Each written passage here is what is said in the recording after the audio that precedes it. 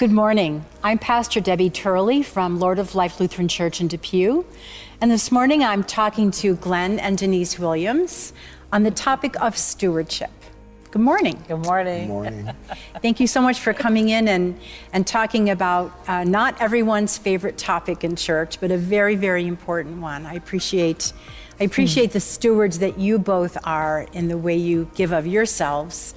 And so that's why I invited you to share your thoughts on stewardship today.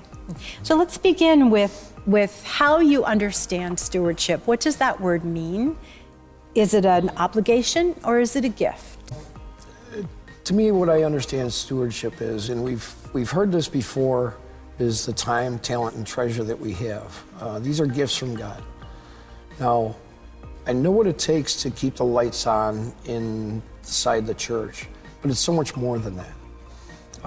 There's an amount that could be for just keeping lights on, keeping things going, but we do so much more outside of the church than where we're helping people. Our time, our talent, and our treasure. Typical things could be including Matthew's Table, which is a great resource for the people in Depew, Lancaster community. We support that. We support that generously. We support that because there's people in need.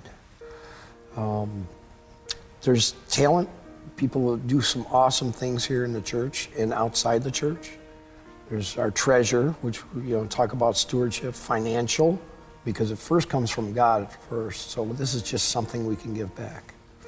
And talent and treasure and time, and the time that we can put into volunteer work, helping Matthew's Table, helping in the community, and doing things where people need us. To me, that's what stewardship is about, is taking what God gives us and helping back out. Stewardship used to be, for me, exactly what you said, an obligation. Every time I heard that word, I'm like, okay, and the first thing I thought of was exactly what you mentioned. What does it take to keep the lights on? What does it take to keep the heat on? And I know, and coming from another church, all right, what other ministries do I think are going on? And what did stewardship at that time meant for me? Something very basic, very basic.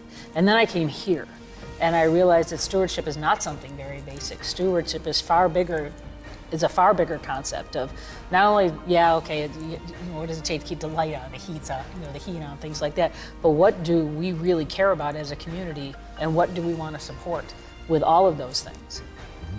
So it all begins with God, doesn't it? Definitely. It does. It doesn't begin with filling out a pledge card. No. That's almost the last thing that we would do, I would think. It begins with recognizing that we are created by God with a purpose in the world. Definitely. And that purpose, no matter how it's lived out, is really about sharing the gospel, sharing Christ's love with people inside and outside our community.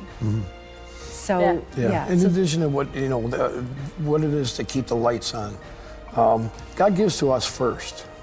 So we give to God first. That's the first thing in our first line item in our budget. Is what are we going to give to God? But it first? Didn't start that way.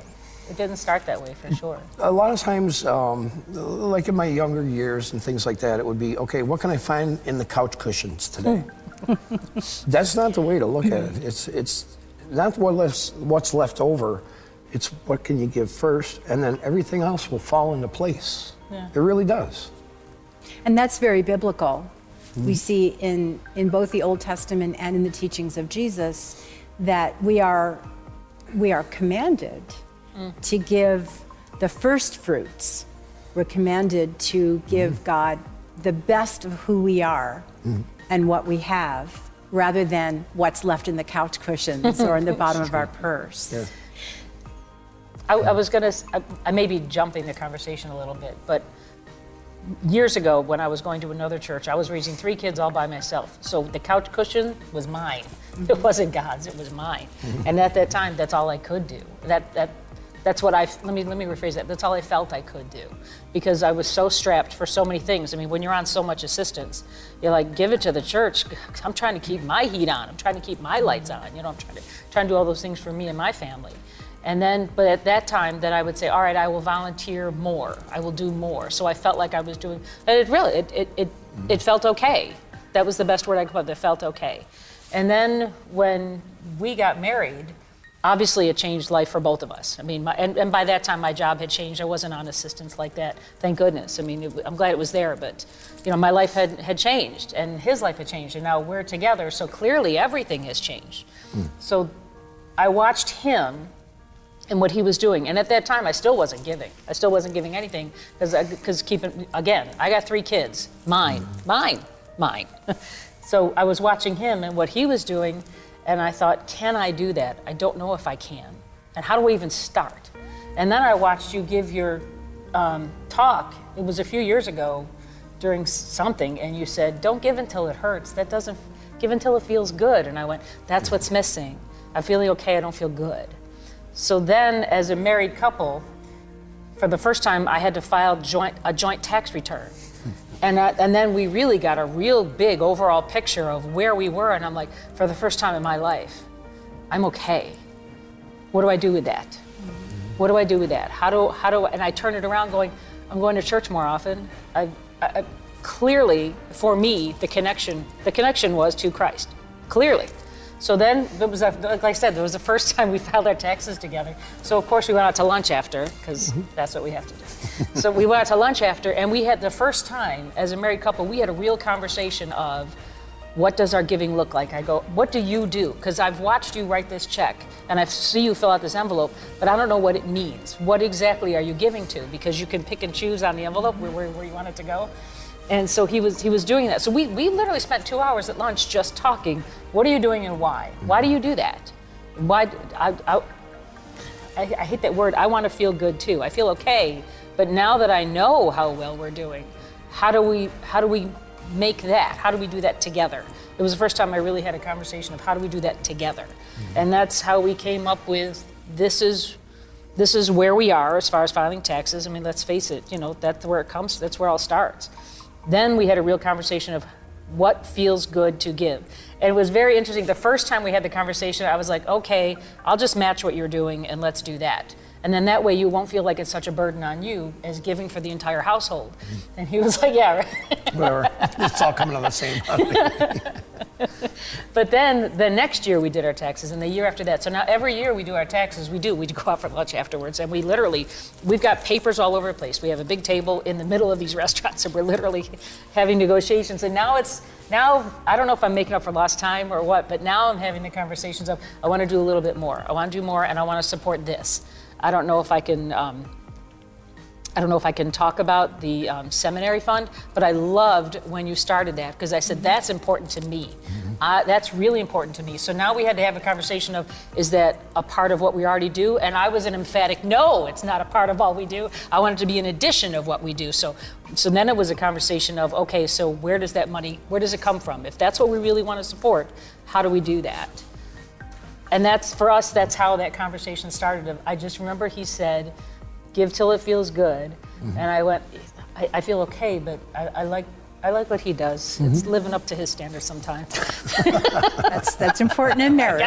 Yeah, we're trying to catch up with each other. Bring the best out, bring out the best in each other. Right.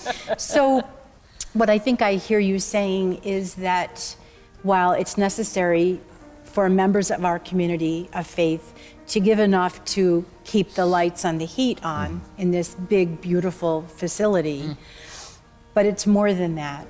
It's enabling us to continue to do and to grow the amazing ministries that we do here at Lord of Life that are almost all oriented outward, outside the walls, serving the community, listening to the community like we do so carefully at Matthew's table, and watching God multiply the blessings through the blessing of us offering our time, talent, and treasure. And lives are changed. They are changed every day in this place, whether it's in our centers or in our faith community or out in the community. I hear stories every day. It was when we keep talking about we're going to give more and you get so much back. God doesn't write a check and say, congratulations, you are a 1,000th giver today. You get, you don't get a coupon or anything like that. But it comes back so differently. And this church is, every part of this church is so rewarding.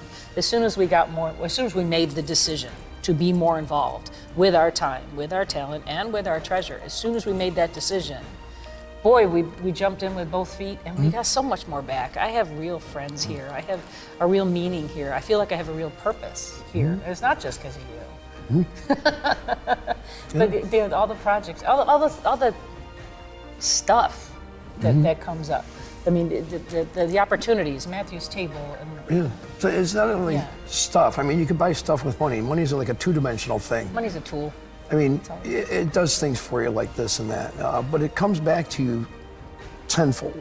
Yeah. Maybe not just a piece of paper that's a two-dimensional thing that can buy you things, but it comes back like almost three-dimensionally because you have contacts and love and, people you associate with. It helps grow our faith between us too. Yeah. So this is one of the big reasons why we give so much, or why we give. Why we give what we church. can. Yes. Yeah. I get a little teary-eyed thinking about it with all the connections and stuff I've actually made here. I mean, I've got real friends, real connection, real purpose. I think that's what Lord of Life is for me. That's what it is. Real connections, real life, real purpose. So, Now I need a tissue. I wasn't going to ask you the question, but Denise, would you complete the sentence? Lord of Life is my... Lord of Life is my purpose. I forgot it all already. Lord of Life is my purpose, connection, friendships.